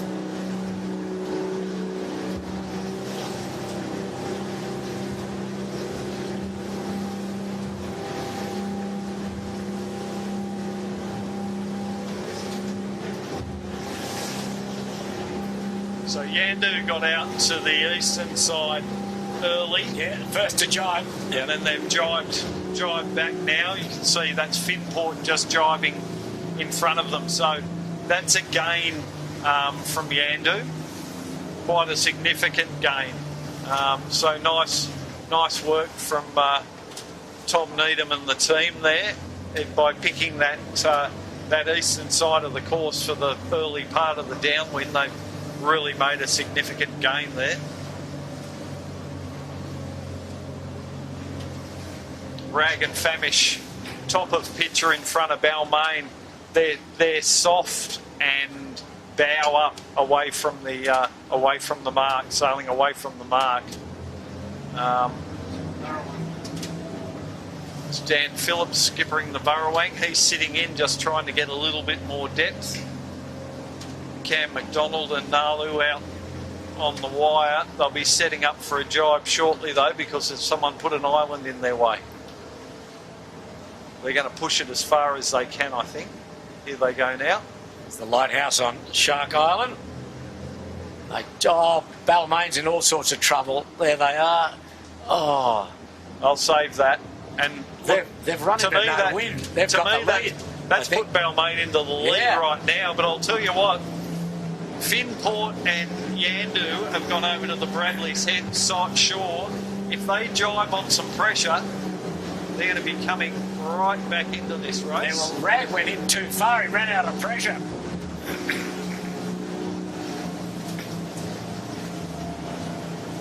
Yeah, Finport's right in the game. Yeah, he hasn't got a lot of breeze yet though, but when he picks some up, he's certainly in contention at the moment. Yandu still over there looking for some pressure to jibe back on. Won't want to go too far or it'll be overlay a little. Yeah, as I said, Keegan here, he's going to cross Rag and Famish. I don't think he's going to cross Balmain, though. Balmain are going to jibe in his face. There they go. So Finport stamped his authority in this race again. Got right back into it on this downwind leg. So they've got one more lap to go after they go through the gate. Both settling down here now. And probably Balmain's giving a bit of gas to the Finport. Yeah, just shut down their breeze there. They had to pull the handbrake on and come up, try and find some clear breeze. But I think they are still above the lane, or they might lay the gate. No, I think they're above it though. Above it at the moment. But if they get that bit of easterly around the Point Piper, it might just get their bow down. But at the moment, that's the leading two, Balmain and Finport. Why I'm looking at that ley line, Pete, if they get down pressure and have to jibe to this gate, Yandu could really come back into this. But as I say, that Balmain just picked up a nice little puff of breeze there and they're getting some depth. So down to leeward of these two is Yandu and Rag. So a bit of a tactical race coming up here. When to jibe, if you have to jibe. There's Finport and Yandu with the two white spinnakers, and you can just see the black spinnaker of Rag and Famish in behind.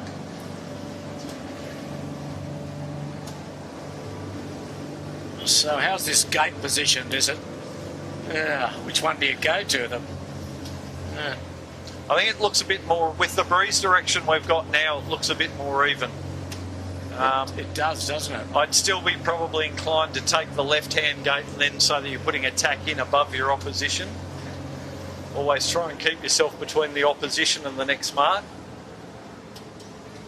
So Balmain have certainly got one more jibe to do. But I think Finport and Rag will probably be taking that right-hand gate. Yeah, they're on the charge now. Yandu have judged this beautifully. Balmain have jibed and dropped. Finport jibed and still got the shoot up. Balmain under a bit of pressure here. Finport's rolls right over the top of them. Oh, so Finport's got jibe drop on the Finport. So they will lead around. They jumped ahead of Balmain there. Balmain right up their exhaust pipe. Yandu have gone to the right-hand gate. Rag and Famish, left-hand gate.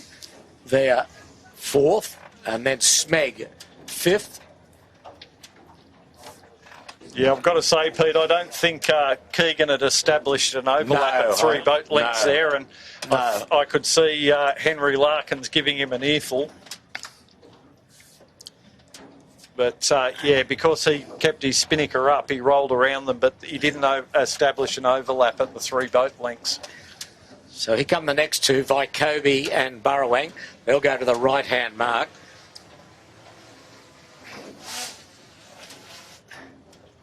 Oh, will they? Burrowang, what's he going to do? He's going to go to the left-hand mark. Vycobi's gone to the right-hand mark. And after them will be Lazarus. Got back into it rather well. They were well buried at the start. So Burrowang around, left-hand mark. Vycobi round the right-hand mark with their spinnaker still up, or half up. They have trouble with that spinnaker, those boys on the Vycobi. Still up. I'm liking what Yandu did, Pete. They took the right-hand gate and got themselves out into the pressure. Strong, don't they? Yep. Out into the pressure early. Bit of tide belting them upwind too. But at some point they should probably think about attack back and getting above their opposition, because if these guys hook into that right-hand shift, it'll be all over. They could be left. Yeah. Okay, here come the charging pack, led by the Kitchen Maker, will be next, then sixth. And then behind sixth is Team Victoria. Yep, Shore and Partners with a red shoot. That's Team Victoria there.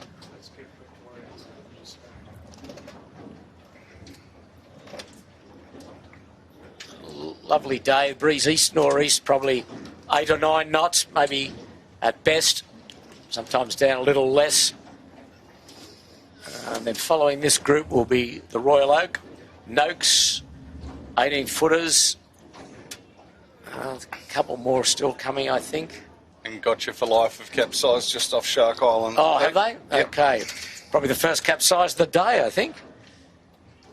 Okay, watching Team Victoria go around the right-hand mark. Got Shaw and Partners. Emma Rankin steering, Shaw and Partners.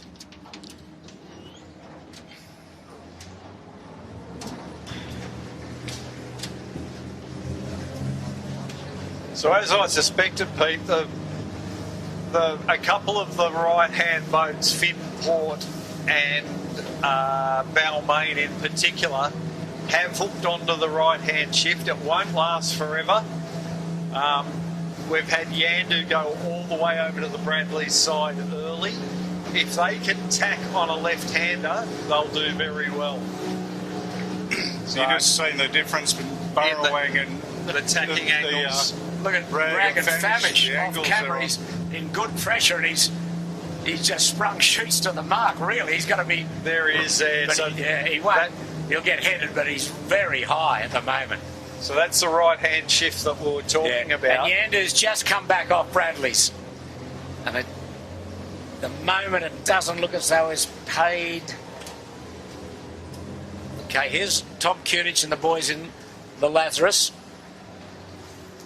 Had a very good day on Friday, winning the Balmain Cup, this 3-race sprint series. Very good under this big sail rig. They've got some nice right-handers here.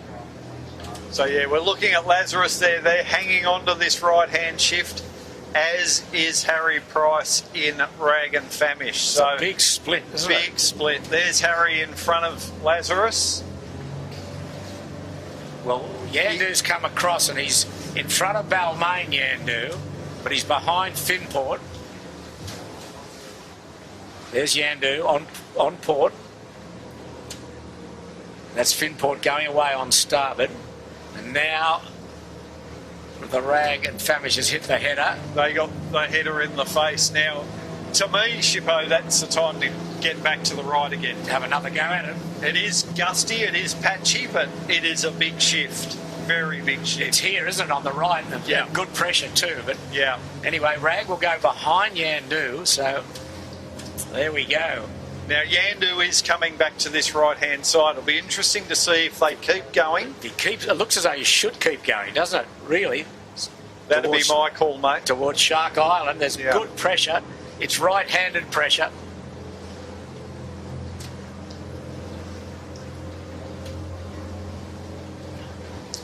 And at the moment, they're keeping on coming back over to Shark Island. Now, if they can tack over at Shark Island and pick up this right-hand shift again. Yeah, he hasn't got much more room to go. Little ease of the jib, so they're going to tack. What's this look like? Good tack.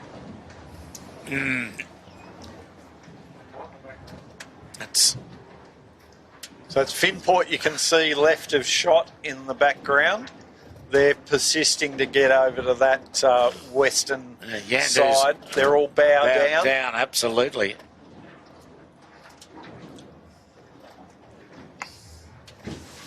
So a big split, and it's Finport that have rolled the left-hand dice, and Yandu the right-hand dice. You don't really want to be bouncing from side to side. No. Yandu hasn't got any of that easterly shift at all at the moment. He's just going back low on starboard. Which is a good reason to tack, I reckon. You would think so. There's a bit of pressure in the middle of the harbour again, but it's in a bit of a no man's land at the moment. Let's see. No, he's just getting a bit up now, yeah. So Balmain's still fourth. It's between Finport, Rag, Yandu, Balmain, and then Lazarus has come into it. It's probably fifth. Smeg dropped off a little there. So it's just panning around. You just saw Burrowang and then Lazarus. There's Lazarus. Yandu, there's Lazarus now, yep. So they're sailing reasonably high on starboard.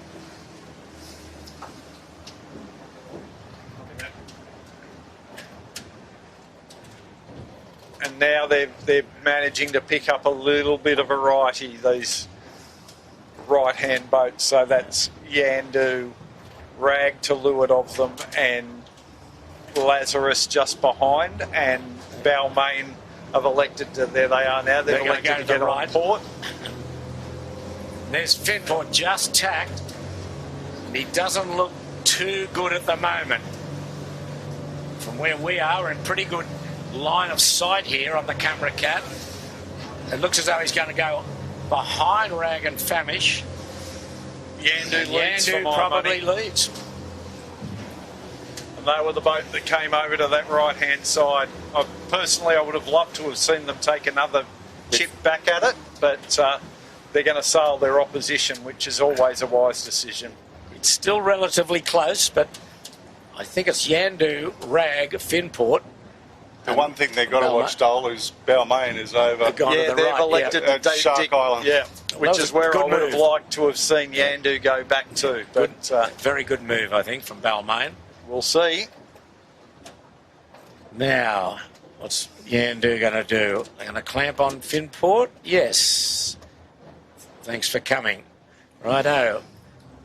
So here's the three now. There they are.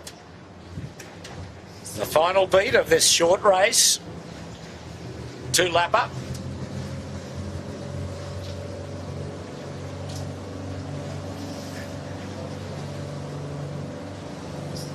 Looking it's a good at Rag there.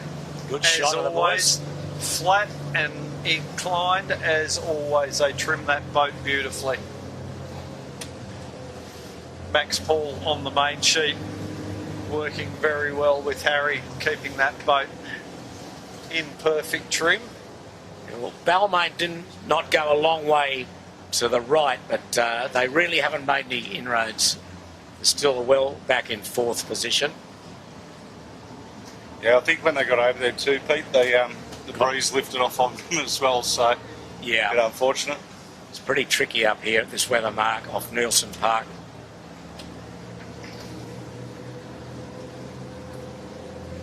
So round this mark, and they're on their way to home. And Yandu leads. And you can see I love that overhead shot because it allows us and the viewers to see the twist in the sail profiles, see that leech line, and the how that headsail's just breathing to leeward of the mainsail. Also great for the sailors to watch this back, and they can have a look at their sail setups and work out whether they've got enough boom vang on, whether they're bending the mast at the right time just to get that mainsail exhausting at the top. The more the sail works naturally by itself, the less the sheet hand has to ease and pull on the main, the less drag they're putting into the boat, the faster they go. So cross coming up. Rag will be behind, and we'll see Rag is tacked under the ley line. But what we've seen, Dole, on the runs down to the leeward gate or the finish, that it's been tricky, and there's been some passing lanes available. So if you can get that right, there's still a lot to play out here with Yandu in the lead narrowly. Yes, race is certainly a long way from over, isn't it?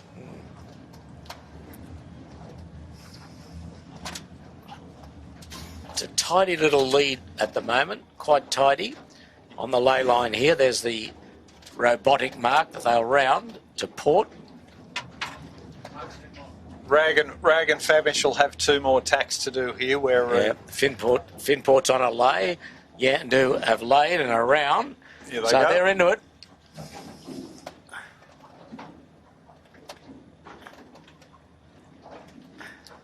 Beautiful windward set from the boys. They're just going to get that sheet around as quick as they can. There it goes.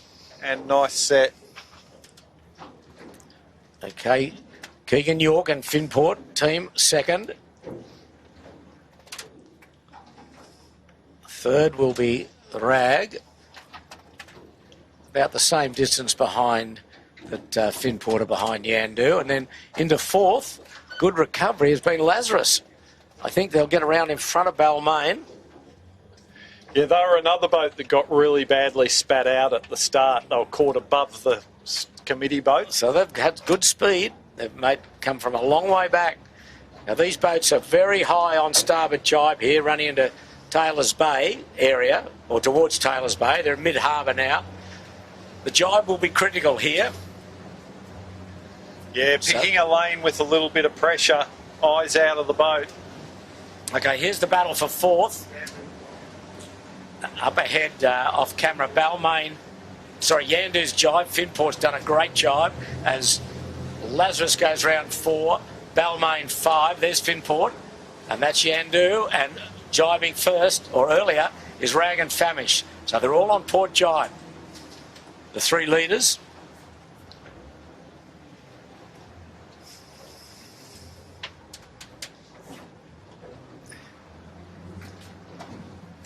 You can see the light patches of no wind or light wind on the harbour at the moment. It's getting lighter as the day goes on.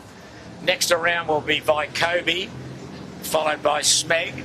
6th, Burrawang. And then a fair gap to Team Victoria.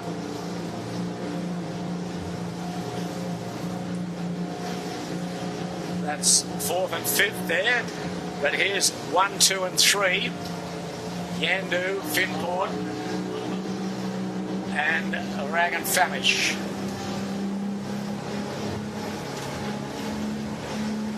And right now it looks like Yandu's just picked up a little bit more pressure down the limit there. It's certainly a lot quicker than the other 2 at the moment, and bow down. Yeah, they're all line abreast, but about 50 metres separation in gauge between the 3 of them. At the moment it looks like both Rag and Yandu just starting to advance on Finport.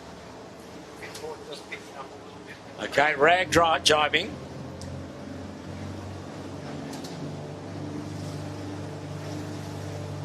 So they're going to try and sniff out a little bit more pressure, which we can see over on that western shore. It'll be interesting to see if these other 2 match them. Won't want to let them get too far away. They're seeing more breeze on the left. Finport's in a good puff at the moment. So is Yandu also.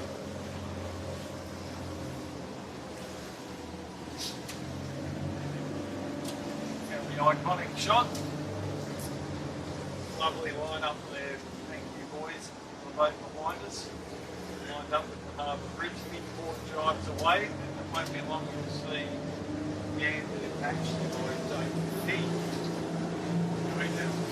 Tactically would tell you that they should. There they go.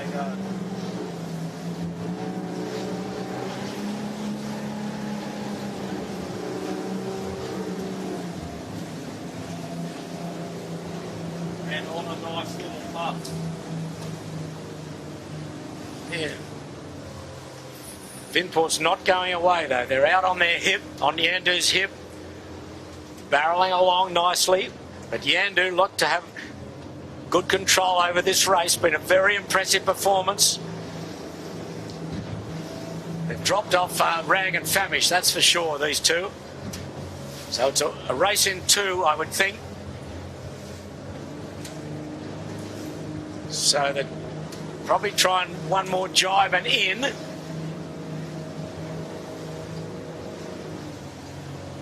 Rag just, when they jive, they missed that gust. Yeah, they did. Well, I think he had to do it, actually, Harry Price, but both crews looking at the angle to jibe.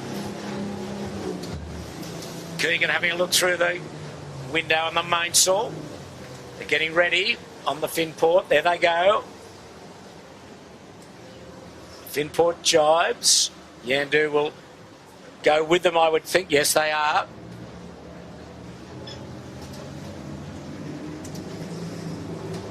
So the Yandu crew today, Fang Warren, Pete Nicholson and Tom Needham, the skipper. It's just a run now into the finish. They're laying down pretty well to the line, I think, Dol. I think they probably get down there. Yeah, if they get a little bit of puff, they might struggle. But if it gets a little bit light, they might be a bit above. Not too many passing lanes here for Finport.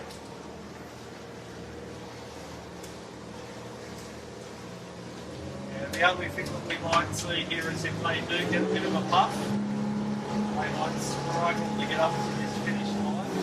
But Tom Needham's certainly got Keegan where he wants him right now.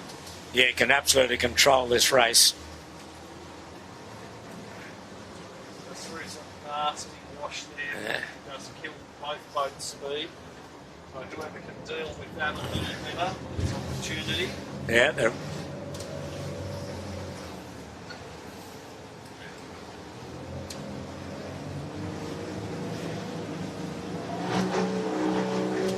Now we see. Yandu get a puff. They're off to the races down there. That's what I was talking about. One puff and a header, and you could be in a bit of strife. Keegan will probably end up in that same pressure. Yeah, they're well below the finishing line. Well below it. It looks as though they'll both have to probably drop to get up there. Yandu's trying to get the bow up. The breeze could soften and they'll go bow left. Yeah.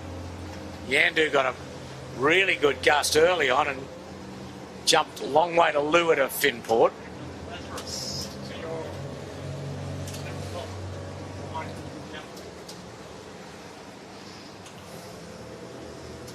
Okay, we're approaching the finish of this 90th anniversary cup, and it looks very much like Tom Needham and the crew sailed an outstanding race for Yandu to be victorious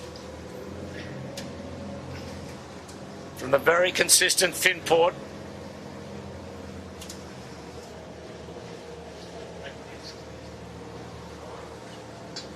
Yeah, Yandu laying through now. That's the finishing mark just to leeward.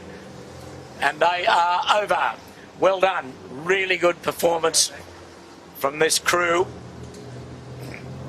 So Yandu will win by about 20 seconds from Finport. And then a good race for third. Lazarus has come out of nowhere to put the pressure on Harry Price. Don't think Lazarus can get third, but he's close enough here. Oh, he might if he can get a bit of breeze. He's really caught up to the rag. This is a good go from Tom Kunich. They're above the finishing line, so he's got... I think they've both probably got a jibe to come in. Lazarus certainly has.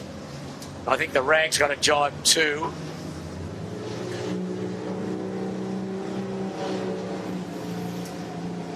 Yeah, and he'll just drive. If Harry does drive, need to drive, he'll just do it on top of Lazarus.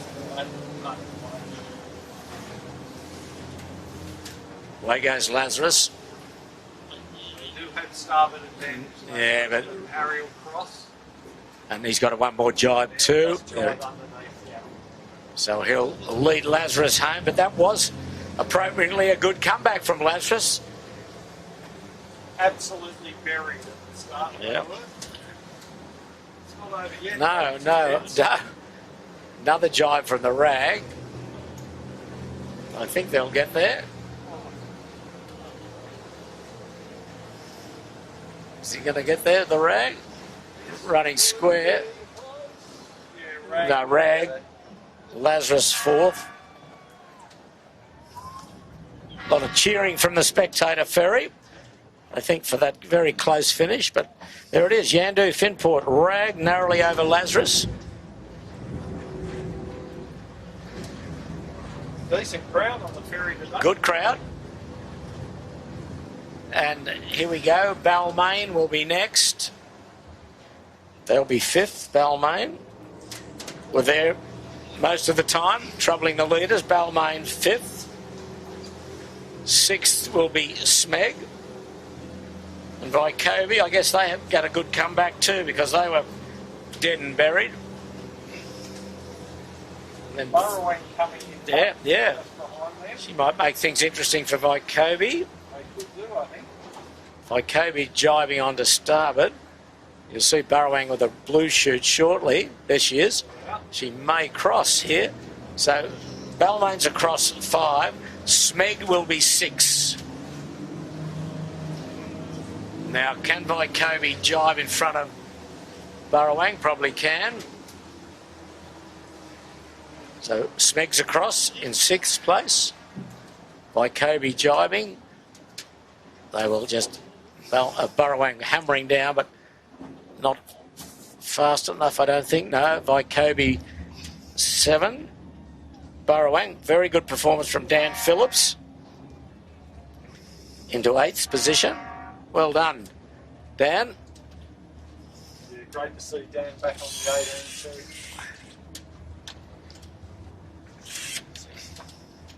And then our friends in 9th. There we go. And then after them will be the Kitchen Maker. 6th across. Rounding out the top 10 will be the Kitchen Maker. So, Jimmy, did we get any results of the Queen of the Waves? No, we didn't, Shippo. The Computer malfunction, was it? Problem with the computer on board the start boat. We do apologise for that. But provisionally, they're saying Smeg, 18-footers, and then Burrowang is the provisionals. Okay, I think we had a pretty good stab at that. So they're saying, sorry, who was it, Jimmy? Smeg? Provisionally, yeah, is Smeg. Yeah. 18-footers bar and restaurant. Yeah. And then Burrowang.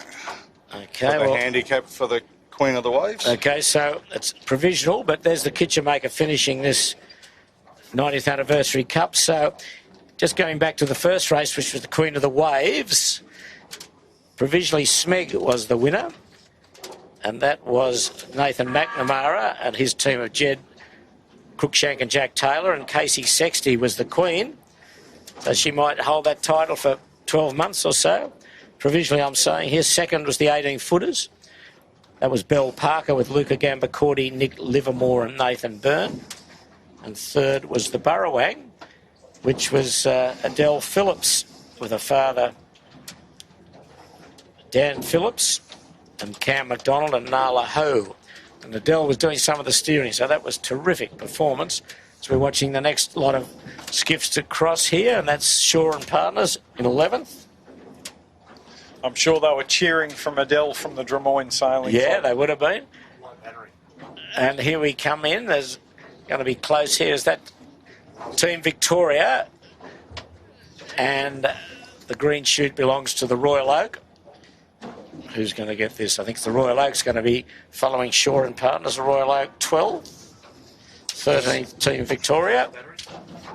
And we've got a couple more to come, I think, or one Noakes and the 18-footers, I think. So next will be 14 will be Noakes.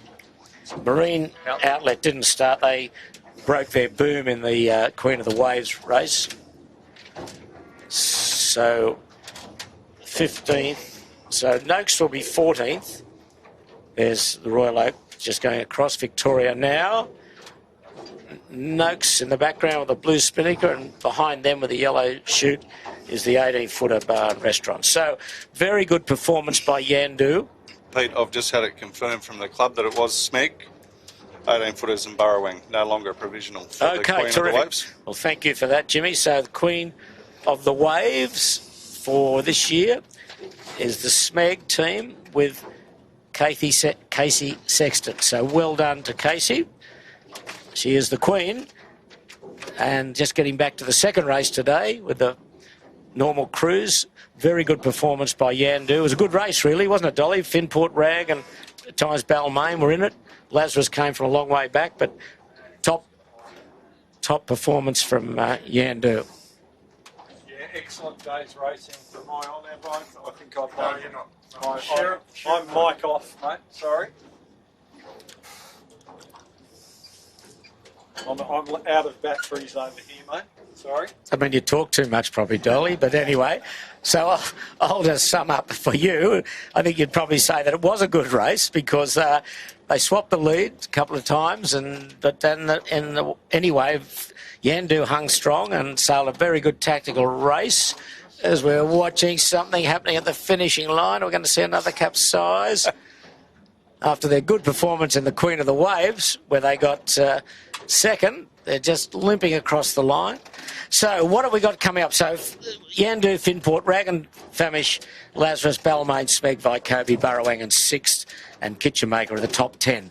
So next week, there is no sailing for the 18-footers. We've got the Harbour taken over by Sail GP. They'll be racing on the weekend, so no 18-footer racing. The Sail GP will be here. Then we resume in 2 weeks' time with the Club Championship race. That's on the 16th of February. It's the 12th heat of the Club Championship. The week after, the 23rd of February, is a point score race. Then the week after, the 2nd of March, is the final heat of the Club Championship, 13th heat of the Club Championship. And then on the 7th of March, it all begins. Friday, the 7th of March, is the JJ Giltonen titles commence with the invitation race. And then the following Saturday and Sunday, that's the 8th and 9th, we're into it. Then the following Tuesday, Wednesday, Thursday, lay day on the Monday and the Friday. And then it rounds off the season and the JJ on the Saturday and the Sunday. So that's it for today. A lovely day on the harbour. Hope you've enjoyed it. On behalf of all the Sail Media team, Peter Shipway saying very good afternoon.